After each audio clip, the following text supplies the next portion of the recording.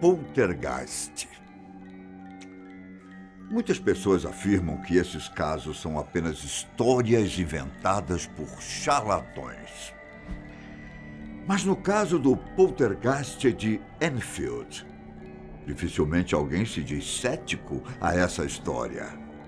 Principalmente por causa da quantidade de testemunhas oculares que presenciaram os acontecimentos sobrenaturais.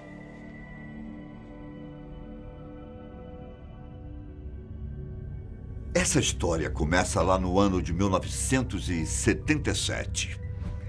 Nessa época, uma família vivia em uma pequena casa em Enfield, subúrbio de Londres. Peggy Hodgson, que na época tinha 47 anos, vivia com seus 4 filhos.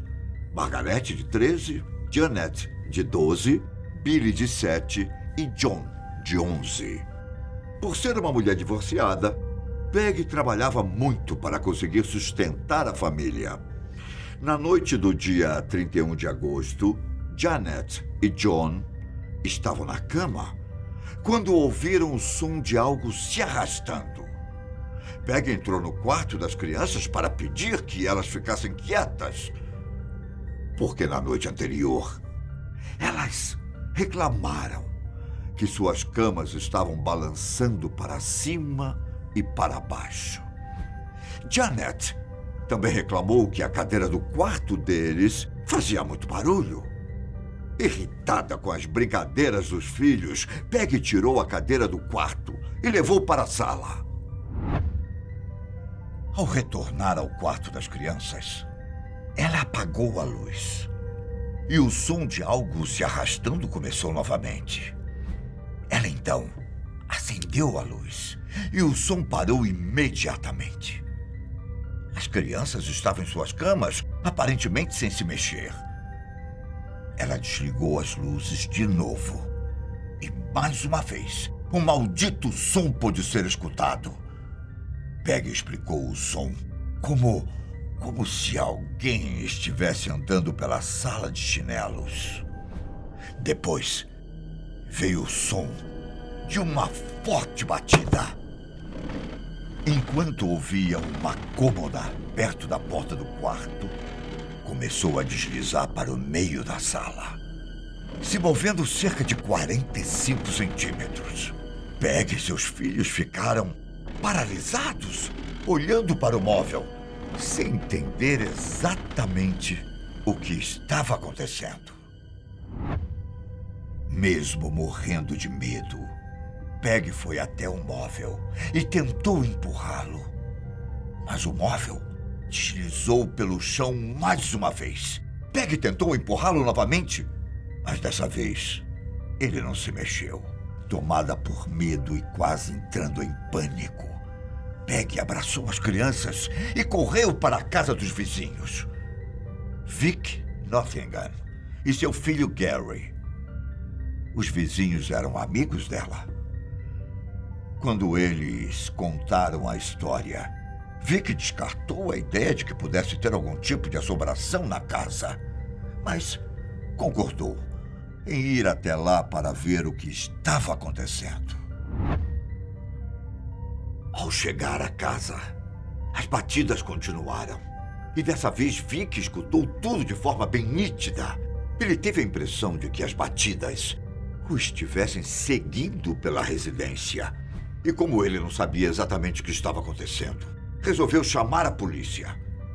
Neste momento, ele já não sabia se o que Peggy e as crianças tinham dito era verdade ou não. Caroline Rips, uma policial que esteve presente no local, testemunhou sobre a investigação e detalhou sua visita à casa. No depoimento, ela disse que estava de plantão quando foi chamada pela família. Chegando lá, a família apagou as luzes e as batidas começaram. Foram 4 diferentes, o que fez os policiais e os moradores da casa verificarem as paredes, o sótão, os canos e até os canos da geladeira. Após não encontrarem nada, todos voltaram para a sala e apagaram as luzes mais uma vez. Nesse momento, uma das crianças apontou para a cadeira que estava do lado do sofá. E Carolyn percebeu que ela, lentamente, começou a balançar de um lado para o outro. De repente, a cadeira se arrastou por toda a sala e foi em direção à cozinha. A policial disse que a cadeira se moveu pelo menos 1,5 metro e depois parou. Carolyn analisou a cadeira, mas não encontrou nada suspeito que pudesse explicar o ocorrido. Após acenderem as luzes, os barulhos pararam e os móveis não se mexeram mais. Sem muito o que fazer, os policiais deixaram a casa sem encontrar uma explicação para os eventos que tinham acontecido naquele dia. Mas todos ficaram com uma pulga atrás da orelha, imaginando que diabos estava ocorrendo com a família Hodgson. Nos dias seguintes, bolinhas de gude das crianças começaram a ser atiradas pela casa. Fato que foi testemunhado tanto por Peggy e seus filhos, tanto pelos seus vizinhos. No dia 4 de setembro daquele mesmo ano, Peggy e seus vizinhos entraram em contato com o jornal de Mirror para ver se a imprensa encontrava alguma solução para o caso. O jornalista Douglas Benz e o fotógrafo Graham Morris foram enviados para a casa da família e também testemunharam eventos paranormais.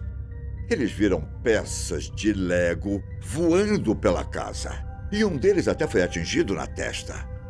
Os jornalistas entraram em contato com os investigadores da Sociedade de Pesquisas Psíquicas em nome da família. Em outubro, qualquer objeto da casa que não estivesse preso ou pregado na parede poderia sair voando a qualquer momento. Em novembro, os investigadores perceberam que as batidas pareciam estar ficando cada vez mais inteligentes. Eles, então, tentaram fazer perguntas para o suposto espírito, pedindo para que ele batesse uma vez para não e 2 para sim. Quando questionado se estava morto, o espírito respondeu de forma agressiva, batendo 53 vezes. Em novembro, o comportamento de Janet estava estranho. E às vezes ela ficava muito inquieta. No dia 26, um médico teve que ser chamado, pois Janet apresentava um comportamento selvagem, como se alguma coisa tivesse tomado conta do seu corpo. Estaria ela possuída? Talvez. O médico injetou o medicamento em sua veia e a colocou para dormir. Meia hora depois, enquanto estavam na sala da casa, os investigadores escutaram um barulho muito alto vindo do quarto de Janet. A garota tinha sido jogada em cima de um móvel, mas ainda continuava dormindo sob o efeito do remédio. Após esse evento, muitas coisas estranhas passaram a acontecer com Janet. Ela passou a ser jogada da cama frequentemente, sem falar nas vezes que os investigadores e a família a presenciaram levitando em cima da cama. Em dezembro, as coisas ficaram ainda mais assustadoras. Janet passou a manifestar um som rouco, como se estivesse rosnando. Os investigadores então começaram a fazer contato com essa voz. E eles tiveram muitas conversas. Janet afirmava que no momento em que a voz tomava conta do seu corpo, era como se alguém estivesse parado atrás dela, colocando a mão em seu pescoço.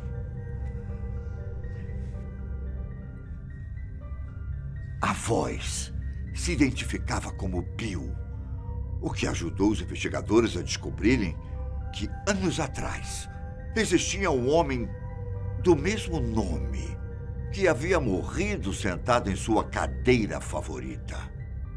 Mesmo sabendo o que estava acontecendo ali, não havia muito o que fazer. Os investigadores acompanharam a família por meses, até que em julho de 1978, Janet foi internada em um hospital para fazer alguns testes psiquiátricos. 2 meses depois, ela recebeu um atestado de que sua saúde mental estava ótima, sem sinal de epilepsia ou qualquer outra doença que pudesse explicar algum dos eventos que tinham acontecido. Ao voltar para casa, os eventos foram parando aos poucos, até que finalmente não mais aconteceram. Mesmo décadas depois do acontecido, a casa dos Hodgsons permanece lá. E muitos consideram esse o maior caso de eventos paranormais da Inglaterra. E como eu disse lá no começo, o que torna esse caso diferente dos outros é a quantidade de pessoas que presenciaram os acontecimentos, descartando a ideia de que tudo era uma farsa criada pela família. Por quê? Só acreditamos naquilo que vemos. Será que, se prestarmos atenção para o não visível, entenderíamos melhor a vida? Quem sabe, não é? E você? Conhece alguma história assustadora que gostaria que eu contasse? Comenta aqui embaixo. Quem sabe o seu mais terrível medo possa ser o nosso próximo tema. Hein? Eu me despeço por aqui. Mas olha lá. Nos vemos na próxima sexta. Até mais.